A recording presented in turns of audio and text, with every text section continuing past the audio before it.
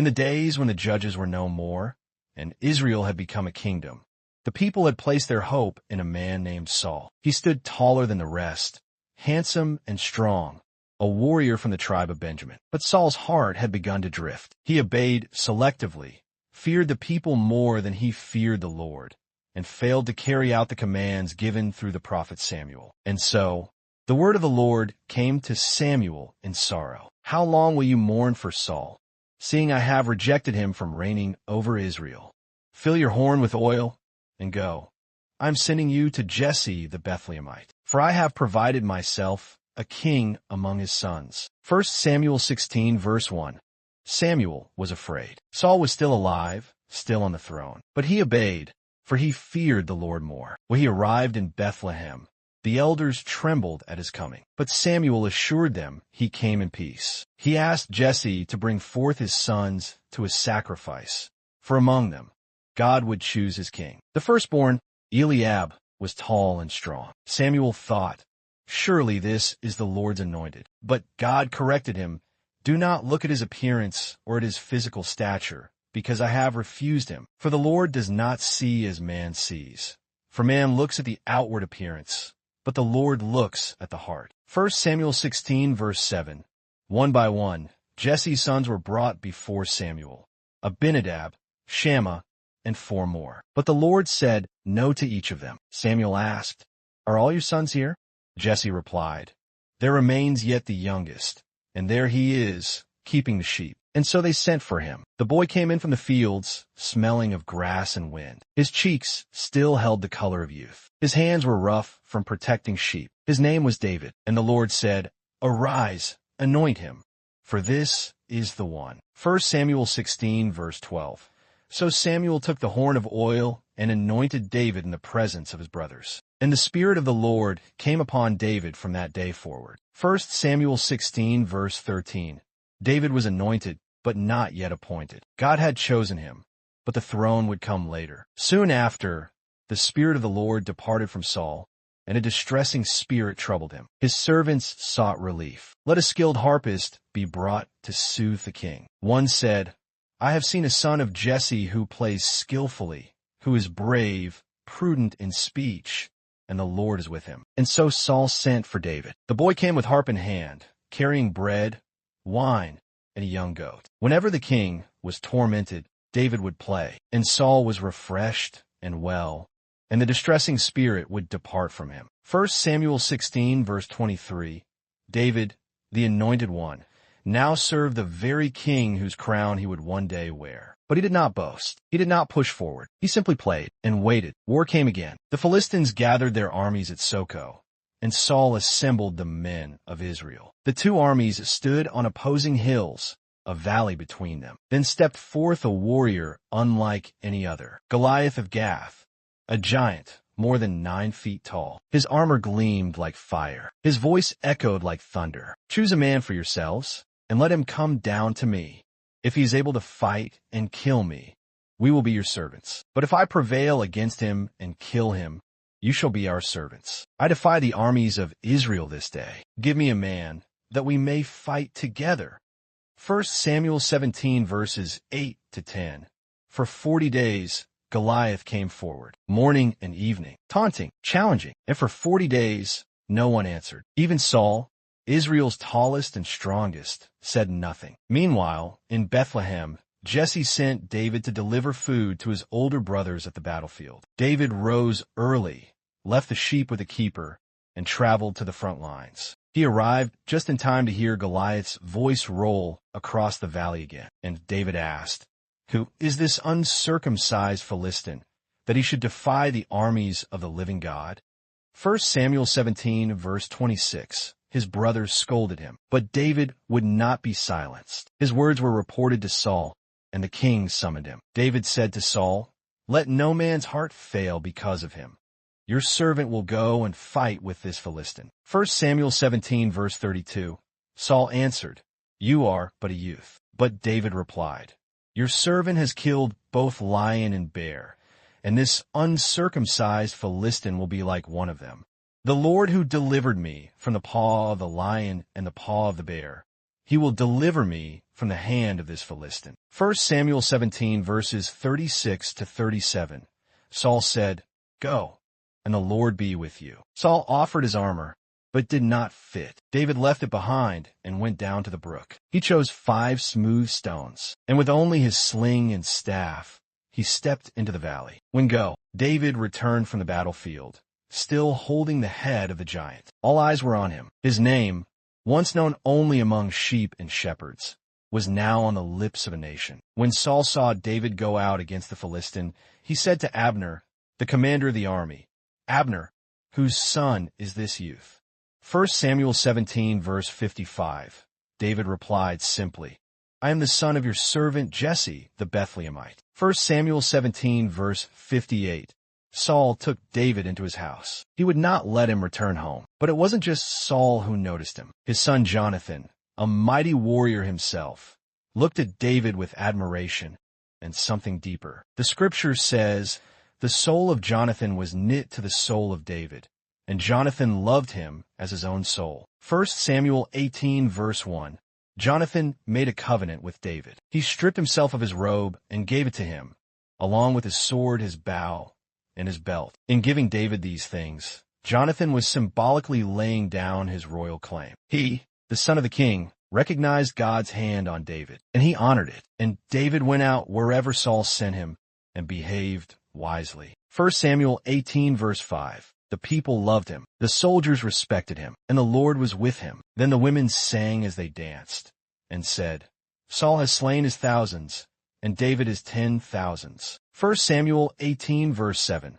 But with that song, a shadow entered Saul's heart, and Saul was very angry, and the saying displeased him. So Saul eyed David from that day forward. 1 Samuel 18 verses 8 to 9. The man David once served now viewed him as a threat. One day, as David played music to calm Saul's troubled spirit, the king hurled a spear at him. Not once, but twice. David escaped, but Saul's fear of him only grew. Saul was afraid of David, because the Lord was with him, but had departed from Saul. 1 Samuel 18 verse 12. So Saul made David a commander, hoping he would fall in battle. But instead, David only succeeded more. And David behaved wisely in all his ways, and the Lord was with him. 1 Samuel 18 verse 14. But Saul grew jealous. The people sang in the streets, "Saul has slain his thousands, and David his tens of thousands." 1 Samuel 18 verse 7. And Saul eyed David from that day forward. More than once he tried to kill him, but David did not fight back. He remained loyal. He played his harp. He served with humility. And when Saul's rage forced David into hiding, David cried out in the Psalms, "In you, O Lord, I put." The waiting was over. After years of running, of wilderness exile, of spears hurled and songs sung in caves, David was no longer a fugitive. He was a king, anointed first in Hebron by the men of Judah, and then again by all the tribes of Israel. David finally ascended to the throne God had promised him. Then all the tribes of Israel came to David at Hebron and spoke, saying, "Indeed we are your bone and your flesh. You shall shepherd my people Israel, and be ruler over them." So all the elders of Israel came to the king at Hebron, and they anointed David king over Israel. 2 Samuel 5 verses 1 to 3. David was 30 years old when he began to reign, and his reign would last for 40 years. He was no longer just the son of Jesse. He was the ruler of a united kingdom. And yet, the heart that beat within him was still that of a shepherd. One of David's first acts as king was to conquer the fortress of Zion, Jerusalem, a stronghold that had remained unconquered for centuries. The Jebusites mocked him, saying, "Even the blind and the lame can repel you." But David stormed the city, and he made it his capital. Nevertheless, David took the stronghold of Zion, that is, the city of David. 2 Samuel 5 verse 7. He brought the ark of the covenant to the city with great rejoicing, dancing before the Lord with all his might. So David and all the house of Israel brought up the ark of the Lord with shouting and with the sound of the trumpet. 2 Samuel 6 verse 15. He was a warrior, he was a ruler, but he was also a worshiper. David's heart burned for the presence of God. He desired not just to lead a people, but to lead them into fellowship with the living God. As David settled into his new home, he looked upon his palace of cedar and said to the prophet Nathan, See now, I dwell in a house of cedar, but the ark of God dwells inside tent curtains. 2 Samuel 7 verse 2. David wanted to build a temple, a house for God, a permanent place of worship. But that night, the word of the Lord came to Nathan. Would you build a house for me to dwell in? I took you from the sheepfold, from following the sheep, to be ruler over my people Israel. And I have been with you wherever you have gone. And the Lord declares to you that the Lord will make you a house. 2 Samuel 7:5, 8, 11. God said no to David's temple, but promised something far greater. When your days are fulfilled, I will set up your seed after you, and I will establish the throne of his kingdom forever. I will be his father, and he shall be my son. And your house and your kingdom shall be established forever before you. 2 Samuel 7 verses 12 to 16. It was a covenant, a promise. From David's line would come a throne that would never end. From David's seed would come the Messiah. David was overwhelmed. Who am I, O Lord God? And what is my house that you have brought me this far? 2 Samuel 7 verse 18. Under David's leadership, Israel flourished. He defeated the Philistines, Moabites, Syrians, and Amalekites. He expanded the borders of the kingdom and established peace in the land. And the Lord gave victory to David wherever he went. 2 Samuel 8 verse 6. He executed justice and righteousness for all the people. He showed kindness to the house of Saul. For the sake of Jonathan, he restored land and honor to Mephibosheth, Jonathan's crippled son. David remembered promises. He honored covenant. He ruled with wisdom. But even the greatest of men fall. One spring, when kings went off to war, David stayed behind. It was a quiet moment, a pause in the rhythm of conquest, a lapse in vigilance. And on a rooftop in Jerusalem, he saw her. Her name was Bathsheba. She was beautiful. She was married to Uriah, one of David's own soldiers, one of his mighty men. David sent for her. He lay with her. She became pregnant. And in panic, David tried to cover his sin. When Uriah refused to go home, David arranged for his death. Set Uriah in the forefront of the hottest battle and retreat from him, that he may be struck down and die. 2 Samuel 11 verse 15, and Uriah died. David took Bathsheba as his wife, and for a time he remained silent. But the thing that David had done displeased the Lord. So God sent the prophet Nathan. He came with a parable. A rich man with many flocks steals the only lamb of a poor man to feed a guest. David burned with anger. As the Lord lives, the man who has done this shall surely die. 2 Samuel 12 verse 5. Nathan said, You are the man. 2 Samuel 12 verse 7. David's heart broke. He had sinned. He had taken what was not his. He had murdered to cover it. And in that moment, he did not defend himself. He did not blame. He said only, I have sinned against the Lord. 2 Samuel 12 verse 13.